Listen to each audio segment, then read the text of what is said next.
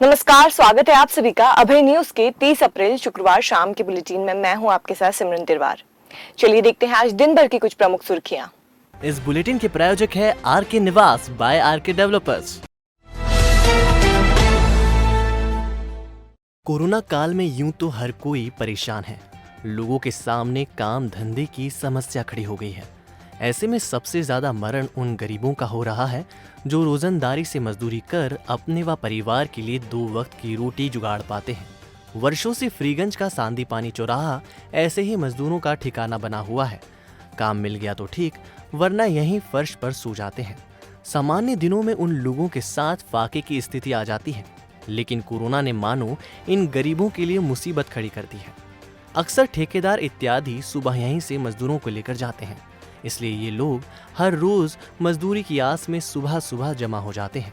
लेकिन कोरोना के कारण इन गरीबों को यहाँ से खदेड़ दिया जाता है। कई बार तो पुलिस के डंडे भी पड़ जाते हैं, लेकिन इनकी मजबूरी इन्हें फिर उसी दर पर ले आती है। वो तो भला हो शहर के उन समाज सेवियों का जो इन लोगों को रोटी तो मुहैया करा देते हैं, परंतु इन मजदूरों के परिवार भी हैं जो हर दिन शाम को उनके आने का इंतजार करता है, इस आस में कि शायद आज रोटी का बंदोबस्त हो गया हो। कोरोना का समय है, लोग घरों में कैद हैं। दिक्कत उन लोगों के साथ ज़्यादा है जो रोज कमाते हैं और रोज खाते हैं। फ्रीगंज का वो क्षेत्र जिसे सराय कहा जाता है, पूरे शहर में यहीं से मजदूर मिलते हैं। पिछले कई दिनों से इन मजदूरों के साथ ये दिक्कत है कि इन्हें कोई काम नहीं मिलता। सुबह कई लोग इनसे काम लेने के लिए यहाँ पहुँचते हैं, लेकिन दिक्कत ये है कि पुलिस इन्हें लठ मार कर भगा देती है। एक तो काम नहीं मिल रहा, रोजी रोटी की तलाश में ये बेचारे परेशान हैं। दूसरी तरफ सख्त प्रशासन इन्हें रोटी के बजाय लाठियाँ दे रहा है। आइए हम बात करेंगे उन तमाम लोगों से जो पिछले कई दिनों से इस जद्दोजहद में है कि 2 वक्त की रोटी की जुगाड़ कैसे हो पाए। सिर्फ अकेले ये नहीं, इनके परिवार भी जुड़े हुए हैं। कई लोग तो गाँव से आए हुए हैं और बेहद गरीब परिवार से हैं। आइए मैं जानता हूँ लोगों से बात करते हैं। ज़्यादा क्या नाम आपका? बहादुर सिंह। क्या परेशानी आ रही है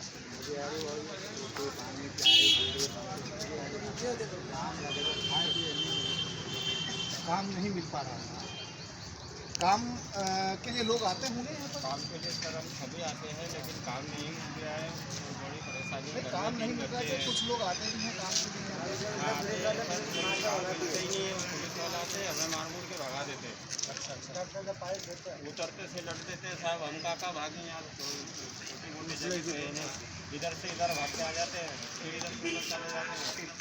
काम धंधा मिलता नहीं। अच्छा, बाहर के आप भी बाहर से? अच्छा, आप नहीं क्या स्थिति है आपकी? बस कुछ भी नहीं है, घर में राशन भी नहीं है, कुछ भी नहीं है, काम धंधे लग ही नहीं रहे। जो यहाँ पे राशन जो मिलता है बच्चों के लिए लेके जाते हैं। काम के लिए कोई मतलब आ रहा है कि नहीं आ रहा है? काम का आते हैं अभी सुबह जो टाइम होता है 8 से 9 के बीच में, जब पुलिस वाले आते हैं भगा देते हैं। पुलिस वाले भगा रहे हैं आपको? और बताएं। खाने वाले खा रहे हैं, चलिए तो पुलिस वाले मारते हैं, खाना वगैरह भी आप लोगों के यहाँ कुछ उपलब्ध है?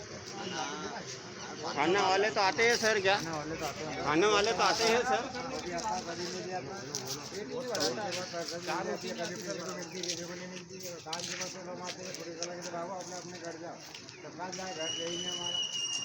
परिवार तो है नहीं सर हमारा, तो हम जाए कहाँ?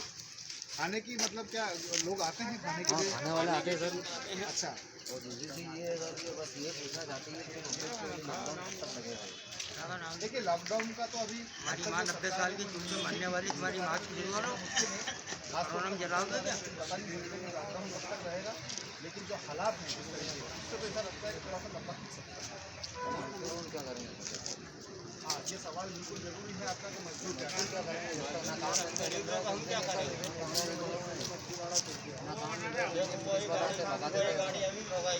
अभी आएगी गाड़ी भगा देंगे।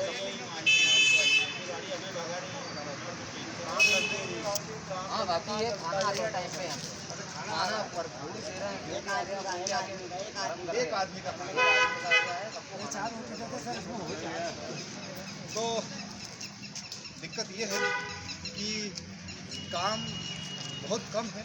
इक्के दुक्के जो लोग आते हैं ठेकेदार यहाँ इन लोगों को काम पे बुलाने के लिए, वो वक्त सुबह का होता है, वो भी है तो उससे और पुलिस जो है उस वक्त इनको आकर डंडे मार के भगा देती है। हालात बहुत बुरे हैं। लगातार शहर के अंदर कोरोना के मरीजों का सिलसिला बढ़ रहा है, मौतें भी लगातार हो रही हैं। ऐसे में प्रशासन की सख्ती को भी नाजायज़ तो नहीं ठहराया जा सकता, लेकिन इन लोगों के बारे में भी सरकार को, प्रशासन को सोचना चाहिए कि ये वो गरीब हैं जिनके पास में अगर रोटी कमाना है, रोटी की व्यवस्था करनी है, तो इनको मजदूरी करना पड़ती है। तो सरकार और प्रशासन इस बारे में सोचे कि इन गरीबों के लिए क्या करना है। अभय न्यूज़ के लिए उज्जैन से अभय तिवारी की रिपोर्ट। प्रशासन को इन गरीबों को लेकर भी कुछ सोचना चाहिए। हालांकि एएसपी अमरिंदर सिंह ने अभय न्यूज़ के माध्यम से यह विश्वास दिलाया है कि पुलिस इन मजदूरों के साथ मारपीट नहीं करेगी। निश्चित तौर पे अभी जनता कर्फ्यू लागू है और इसमें प्रत्येक गतिविधि के लिए एक समय सीमा निर्धारित की गई है और उस समय सीमा में उनका पालन कराया जा रहा है। साथ में कुछ इमरजेंसी सर्विसेज हैं उनको भी बहाल रखा गया है। जो भी इंडस्ट्रियल एक्टिविटीज़ है, इसमें चाहे वो लेबर्स का मूवमेंट हो या अन्य कोई निर्माण कार्य हो, उनको भी इसमें रियायत दी गई है। और इसी के तहत जो भी प्रकार के हमारे मजदूर भाई हैं उनको भी पूरी तरह से हम इसका ध्यान रखेंगे कि अगर कहीं कोई मूवमेंट करना है, कहीं कोई काम पर जाना है, कहीं कोई खड़े हुए हैं तो उनका ध्यान रखेंगे। साथ में ये ज़रूर गाइड एडवाइजरी की सलाह है कि हम कई बार जब इस प्रकार के समूह में खड़े होते हैं तो सोशल डिस्टेंसिंग का पालन नहीं करते हैं और जो भी परिस्थितियाँ हैं उसके अनुसार ये जो कोरोना का स्ट्रेन ये बहुत ही संक्रामक है। कई बार अगर हम एक ग्रुप में खड़े होंगे तो इस प्रकार की संक्रमण की संभावना बढ़ जाती है। साथ में सोशल डिस्टेंसिंग का जो वायलेशन वो भी होता है। तो बीच बीच में कई बार पुलिस की जो टीम्स हैं वो उसको पालन कराने के लिए बार बार जाती हैं, अनाउंसमेंट भी करते हैं, कई बार उनको मतलब वहाँ से रवाना भी किया जाता है। फिर भी कुल मिला के ये है कि इस पूरे इसको बहुत ही संवेदनशील रखकर आकर पुलिस इसको लेगी और प्रयास ये रहेगा कि ये भी किसी प्रकार के मजदूर भाई की समस्या न आए। जिले में 45 वर्ष से अधिक उम्र के लोगों का टीकाकरण कार्य किया जा रहा है। शासकीय कार्यालयों और वार्ड स्तर पर कई टीकाकरण केंद्रों में अभी तक हजारों लोगों को कोरोना वैक्सीन लग चुकी है। जिला प्रशासन ने 1 मई से 18 से 44 वर्ष आयु के लोगों को कोरोना वैक्सीन लगाने का अभियान शुरू करने का प्रचार प्रसार तो बड़े स्तर पर किया, लेकिन शुरुआत से पहले ही यह अभियान खटाई में जाता नजर आ रहा है। प्रदेश के साथ जिले को भी कोरोना वैक्सीन पर्याप्त मात्रा में उपलब्ध न होने के कारण यह अभियान स्थगित कर दिया गया है। उज्जैन जिला अस्पताल के सिविल सर्जन PN वर्मा ने बताया कि जल्द ही जिले को कोरोना वैक्सीन उपलब्ध हो जाएगी और संभवतः 5 मई से ये अभियान शुरू किया जा सकता है। 18 साल से ऊपर के वैक्सीनेशन जो लोग हैं उनका वैक्सीनेशन निरस्त नहीं किया है, इस मतलब आगे बढ़ा दी है वो डेट और लगभग वो 5 तारीख की संभावित तारीख है। 5 तारीख को वैक्सीन हमारे को उपलब्ध हो जाएगी। किसी कारणवश वो हमारे को उपलब्ध नहीं हो पाई है तो 5 तारीख तक उपलब्ध हो जाएगी और 5 तारीख के बाद। घटिया थाना क्षेत्र के अंतर्गत आने वाले दौलतपुर में एक युवक की निर्मम हत्या का सनसनीखेज मामला सामने आया है। युवक बिछड़ौत का रहने वाला था, जिसकी लाश दौलतपुर स्थित उसके दोस्त के घर से मिली है। मृतक के शरीर पर चोट के कई निशान भी मिले हैं और मारने के बाद उसके शव को जलाने का प्रयास भी किया गया है। घटिया थाना पुलिस ने बताया कि बीती शाम 6 बजे के करीब ग्राम दौलतपुर के एक मकान में युवक का जला हुआ शव पड़ा होने की सूचना मिलने पर टीम पहुंची थी। जांच के लिए FSL अधिकारी डॉक्टर प्रीति गायकवाड़ को मौके पर बुलाया गया। घटनास्थल को देखकर प्रथम दृष्टया ही मामला हत्या का होना सामने आया है। मृतक के सर और गले पर चोट के निशान थे। घटनास्थल से एक पेट्रोल की कैन बरामद की गई है। जांच के दौरान सामने आया कि पहले युवक को मारा गया, उसके बाद जलाया गया है। FSL अधिकारी का कहना था कि पोस्टमार्टम रिपोर्ट पर स्पष्ट होगा कि युवक को जब जलाया गया वो बेहोशी की हालत में था या फिर मर चुका था, लेकिन घटनास्थल देखकर स्पष्ट हुआ कि पहले उसे मारा गया है। घटनास्थल से शर्ट का बटन भी मिला है। घटनाक्रम के पीछे 3 से 4 लोगों के होने की संभावना प्रतीत हो रही है। जानकारी सामने आई है कि कुछ दोस्तों ने घटनास्थल के मकान में पार्टी की थी, जिसका खुलासा पुलिस जांच के बाद ही हो पाएगा। घटिया थाना के टीआई विपिन बाथम ने बताया कि मृतक की पहचान पंकज पिता देवीलाल बागरी उम्र 25 वर्ष निवासी ग्राम बिछड़ोत के रूप में हुई है। मृतक मिस्त्री का काम करता था और 2 दिन पहले घर से निकला था। मृतक जिस स्थान से मिला है वो मकान उसके दोस्त लाल सिंह का होना सामने आया है। संभावना आपसी विवाद या फिर लेन देन की हो सकती है। फिर हमने जाके वहाँ पे देखा तो हमको उसकी लाश वगैरह मिली और पुलिस को इन्फॉर्म करके उनका जो भी जिसने मर्डर किया था उसको पकड़ा और वहीं पे हथियार वगैरह जो उसका गला वगैरह थोड़ा चाकू काटा था और मारा था जला के, वो भी वहीं पे मिला सामान, और साथ में पुलिस वालों ने भी जब्त किया सामान वहीं पे। किसने बताया आपको कि मर्डर हो गया उनका? मर्डर हुआ, ये पुलिस वाला आए थे हमारे घर पे। पुलिस वाले घर पे पूछने आए थे कि आपका लड़का कितने दिन से लापता है। हमने बोला 2 दिन से हमारा लड़का लापता है। तो वो फिर हमको बैठा के वहाँ पे स्पॉट पे ले गए और वहाँ पे जानकारी पूरी दी और उनके साथ में हथियार भी जब्त किया उनके साथ में। क्या कुछ क्या रंजिश हो गए थे? क्या क्या मामला था? किसने मर्डर करा? रंजिश कुछ नहीं, पैसे की रंजिश की वजह से शाम को उन्होंने दारू वगैरह पी और रात को लड़ाई झगड़ा हो गया उनको, और पैसे के चक्कर में रंजिश थी और कुछ भी नहीं। उसके पहले 2 दिन पहले उनके साथ में लड़ाई हुई थी उनकी, जिस लड़के के साथ में गया था उसके साथ में 2 दिन पहले लड़ाई हुई थी उसकी, पैसे के चक्कर में ही। इनने अपन शराब पी और शराब पीने के बाद में इनका विवाद हो गया और इसके दोस्त ने इसको पेट्रोल डाल के आग लगा दी और मार डाला। वो घर से भाग गया। सर बताइए, चाकू से वार कर ये चोट के से कुछ निशान दिखाई दे रहे हैं उसमें। तो क्या पहले का कुछ विवाद था इनका? नहीं, पूरा विवाद को दो दोस्त थे, हमें रोज शराब पीते थे साथ में बैठ के। और कोई भी था साथ में? नहीं, ये दोनों साथ में थे। बताया कि 3 जने गिरफ्तार थे। नहीं, गिरफ्तार किसी नहीं कर पाई। ये दोस्त लोग सब पार्टी करते थे दिन भर, घूमते फिरते, पर उस टाइम रात को बता रहा कि दोनों ही थे। इसके अलावा दूसरा कोई नहीं था। अब योजना चल रही है, उसमें जो भी आएगा तो उसमें देखा जाएगा। जितने लोग हैं सबको अरेस्ट करेंगे उसमें। उज्जैन की महिदपुर तहसील के ग्राम बिसरखेड़ी में रहने वाले 2 युवकों को घर लौटते वक्त एक 4 पहिया अज्ञात वाहन ने टक्कर मार दी। टक्कर इतनी जोरदार थी कि एक युवक की घटनास्थल पर ही मौत हो गई, जबकि एक युवक घायल हो गया।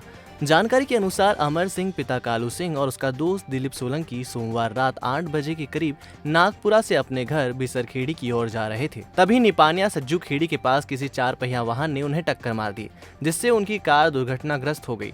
घटना में अमर सिंह गंभीर रूप से घायल हो गया, जिसकी शुक्रवार को इलाज के दौरान मौत हो गई। उसका साथी दिलीप भी घायल है, जिसका इलाज किया जा रहा है। मृतक अतिथि शिक्षक था और निजी कंपनी में मार्केटिंग का भी काम करता था। नाम है अमर सिंह अजमेरिया, और ये और हमारे जिया जी दोनों साथ में आ रहे थे गाड़ी लेकर। तो इनको किसी ने, कोई अज्ञात वाहन ने इनको आगे जो इनका कट मारा इनको, तो उससे गाड़ी थोड़ी रेली और सीधी नीचे गिर गई। कहाँ की घटना है ये दागरी थाने के पास की है। ये एक्सीडेंट हुआ है, क्या बोले, सज्जू खेड़ी और नपानिया के बीच में। ये इनकी गाड़ी से, क्या बोले, टाटा टियोगो अज्ञात वाहन ओवरटेक करने में इनका बैलेंस बिगड़ गया, तो नीचे उतर गई। जिले में ऑक्सीजन की लगातार कमी को देखते हुए जिला प्रशासन ऑक्सीजन सिलेंडर और कंसंट्रेटर मशीन की आपूर्ति पूरी करने में जी जान से लगा हुआ है। इसी कड़ी में राज्य सरकार की ओर से उज्जैन जिले में 100 ऑक्सीजन कंसंट्रेटर मशीन आई है, जो कोरोना मरीजों के इलाज में उपयोग की जा सकेगी। शुक्रवार दोपहर कंटेनर में आई इन मशीनों को जिले के प्रभारी मंत्री मोहन यादव और सांसद अनिल फिरोजिया की उपस्थिति में प्राप्त किया गया। इन 100 ऑक्सीजन मशीनों में से 40 मशीनें माधवनगर अस्पताल के प्रभारी को सौंपी गई है, जबकि बाकी की 60 मशीनें जिले की अन्य तहसीलों में वितरित की जाएंगी। ज्ञात है कि माधवनगर अस्पताल में अभी तक 181 ऑक्सीजन सपोर्ट बेड काम कर रहे हैं। अब इन 40 मशीनों के मिलने के बाद 221 ऑक्सीजन सपोर्ट बेड शुरू किए जा सकेंगे। आपको बता दें कि ये मशीनें 10 लीटर की क्षमता वाली हैं और इनसे एक साथ 2 मरीजों को ऑक्सीजन दी जा सकती है। साथ ही ये 24 घंटे सतत कार्य करती रहेंगी। देखिए, माधवनगर हॉस्पिटल ये हमारे लिए शहर की एक तरफ से पूरे जिले की, का संभाग की जान है। यहाँ पे क्रिटिकल से क्रिटिकल स्थिति में मरीज आते हैं। ऐसे में लगभग आज की स्थिति में हमारे पास 180 बेड यहाँ कार्यरत थे जो ऑक्सीजन युक्त थे। ये 40 मशीन और दिए, इस हिसाब से 220 बेड हमारे ऑक्सीजन युक्त यहाँ चालू हो जाएंगे। अर्थात कहने का तात्पर्य है कि ये कुल लास्ट ईयर खाली 40 बेड से चालू होने वाला हॉस्पिटल आज 220 बेड की क्षमता के साथ चलने लगेगा।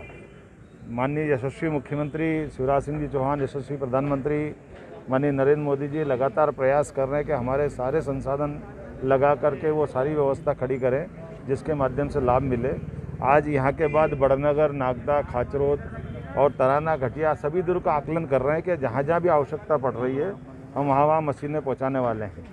यहाँ उज्जैन में अभी 100 ऑक्सीजन कंसंट्रेटर भेजे हैं, जो उसमें हमने 40 माधवनगर अस्पताल जो कि उज्जैन ज़िले के हार्ट है अभी कोविड सेंटरों में, उसमें दिए हैं।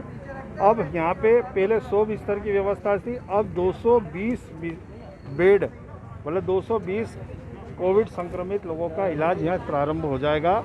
और ये मशीन 10-10 लीटर वाली है जो सतत 24 घंटे चलती रहेगी, ये बंद नहीं होती है, इसलिए इसमें बहुत बढ़िया फैसिलिटी है। ये इससे ऑक्सीजन प्लांट की भी ज़रूरत नहीं, सीधे राहत दे देगी। मतलब एक मनुष्य को जीवन देने का काम करने वाली मशीन आज यहाँ आ गई है। Patidar nursing institute Indian nursing council के मानकों पर 100% खरा। उज्जैन का प्रथम नर्सिंग महाविद्यालय। हमारे संस्थान में उपलब्ध है 3 वर्षीय नर्सिंग डिप्लोमा, बीएससी नर्सिंग 4 वर्षीय डिग्री, पोस्ट बीएससी नर्सिंग 2 वर्षीय डिग्री और एमएससी नर्सिंग 2 वर्ष post graduate degree study programme. हमारी विशेषताओं में शामिल है हॉस्टल व मेस सुविधा, सर्व सुविधा युक्त कैंपस, बस फैसिलिटी, कोर्स पूरा करने पर 100% जॉब गारंटी, योग्य व निपुण फैकल्टी, वर्ग अनुसार छात्रवृत्ति, 3000 से ज्यादा पुस्तकों से सजी लाइब्रेरी, स्पोकन इंग्लिश व कंप्यूटर की निःशुल्क शिक्षा, विभिन्न प्रयोगशालाएं और नर्सिंग प्रशिक्षण के लिए 150 बिस्तरों वाला रिसर्च सेंटर व हॉस्पिटल। हमारा पता है Patidar nursing institute, Moru Khedi, Patpala, Maksi road, Ujjain. Mobile 9522200084, 9522200092।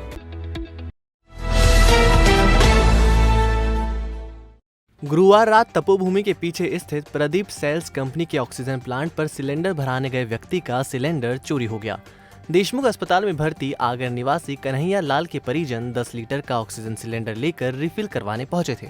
1-1.5 घंटे बाद जब उन्होंने अपना सिलेंडर वापस मांगा तो ऑक्सीजन प्लांट के कर्मचारियों ने कहा कि सिलेंडर उन्हें दे दिया गया है, जबकि परिजनों का कहना है कि उन्हें सिलेंडर नहीं मिला। इस बात को लेकर दोनों पक्षों में कहासुनी भी हुई और मामला नानाखेड़ा थाने पहुंच गया। थाने में मरीज के अटेंडर सोनू सोलंकी ने सिलेंडर चोरी होने का आवेदन दिया, जिस पर नानाखेड़ा थाना पुलिस जाँच कर रही है। वहाँ पे गया था गैस भरवाने के हिसाब से, छोटा ऑक्सीजन प्लांट में बाटला लेके गया था, छोटा 10 लीटर वाला। तो बाटला वहाँ पे मेरे से अंदर ले लिया उनने, और ना तो कुछ रिसिप्ट वगैरह दे रहे हो और ना कुछ प्रूफ दे रहे हैं। ले लिया, 1.5 घंटे का समय दे दिया कि 1.5 घंटे रुको। मैं वहीं रुका हुआ था 1.5 घंटे तक।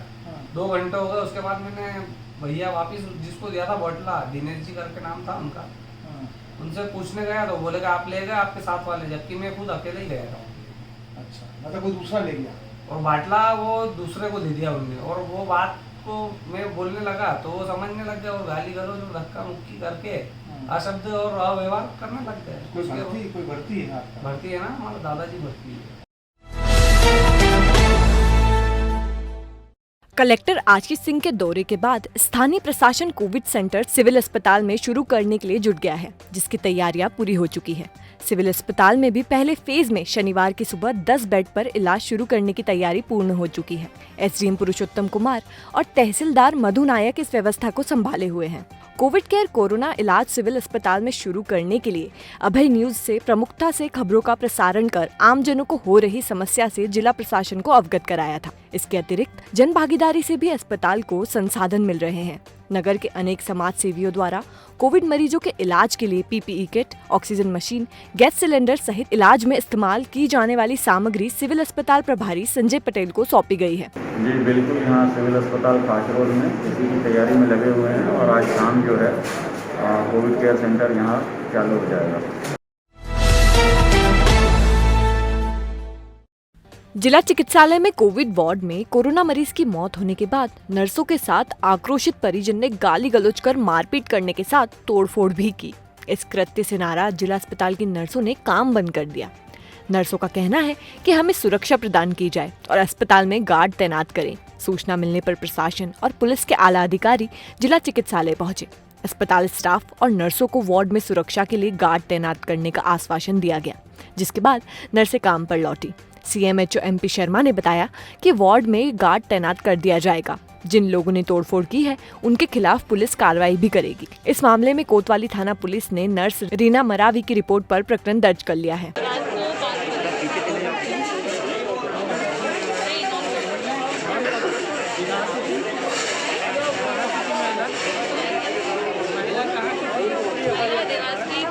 क्या मारपीट करी क्या परिजनों ने मारपीट भी करी क्या? पेशेंट सीरियस था तो मैं उसको काफ़ी देर से मैनेज कर रही थी और डॉक्टर उस समय आए नहीं था। मैंने डॉक्टर को पड़ोस की सिस्टर को बोला आप डॉक्टर को बुलाइए, मैं तब तक पेशेंट को मैनेज करी। तो मैंने अपने हिसाब से उनको मेडिकेशन दिया और सर वो कांच तोड़ा फोड़ी करने लगे। बोले 3-4 दिन से भर्ती ट्रीटमेंट नहीं हो रहा है। हालांकि सर ट्रीटमेंट हम लोग सभी मतलब जो कर सकते थे हम कर रहे थे, पर सर कोविड में एकदम सडनली पेशेंट हो रहा था तो वो घबरा गए और लोग सर कांच तोड़ने लगे। बोले कि कोई है नहीं करके, तो मेरी साइड की सिस्टर आई हेल्प करने, उन्हें भी डॉक्टर को बुलाया। हमारे स्टाफ ने मुझे रात को करीब 2 बजे के लगभग को फ़ोन करके बताया गया सर इस तरह से हमारे पास यहाँ पर लोग धमका रहे हैं, कांच वाँच फोड़ दिया है। तो मैंने उनसे यही कहा कि आप पहले अपने आप को सुरक्षित रखिएगा और हम सुबह इसकी FIR की कार्रवाई करेंगे और उसी के लिए आज पुलिस बल वगैरह सब आया था, उसकी कानूनी कार्रवाई की जा रही है। सर डॉक्टर उन्होंने हड़ताल कर दी थी अभी? वो डॉक्टरों ने हड़ताल नहीं की थी, अपनी बात रखने के लिए कहा गया था। मैं चूँकि एक नया अस्पताल और सर्च करने के हिसाब से ESI हॉस्पिटल गया हुआ था, मेरे पास कुछ लोग आए थे। मैंने कहा शाम को 4 बजे बैठकर अपनी समस्याओं का अपन सुलझाव करेंगे। अपनी समस्या यहीं से उत्पन्न हुई, इनका समाधान भी हम लोग ही निकालेंगे। अभी चूँकि डॉक्टरों का स्टाफ बहुत कम है, पॉजिटिव होने की वजह से कुछ स्टाफ हमारे पास नहीं है, जिसकी वजह से किसी को डबल ड्यूटी करना पड़ रही है। इस वजह से उनमें आक्रोश भी है। हमने उनकी समस्या को ही समझा है, निश्चित रूप से उनकी समस्याएं हैं और उनको हम सॉल्व करेंगे। ये इन लोगों की शिकायत ये थी कि किसी मरीज का जो अटेंडर था उसने एक स्टाफ के साथ में, पैरामेडिकल के साथ में बदतमीजी कर दी थी। उसी को लेकर ही आक्रोशित हुए थे लोग और अभी हम लोगों ने उनको समझा दिया, उन्हें समझ गए, अपने काम पे चले गए हैं। थोड़ी सी छोटी इनकी डिमांड थी, सिक्योरिटी को लेकर डिमांड थी। हमने पुलिस फोर्स भी बढ़ा दिया, बाकी सिक्योरिटी की भी व्यवस्था की। कोरोना के क्रूर पंजों ने शिक्षा जगत से जुड़ी हस्तियों को हमसे छीन लिया। विक्रम विश्वविद्यालय के कुलसचिव प्रोफेसर उदय नारायण शुक्ल तथा भारतीय ज्ञानपीठ के डायरेक्टर संजीव कुलश्रेष्ठ का दुखद निधन हो गया है।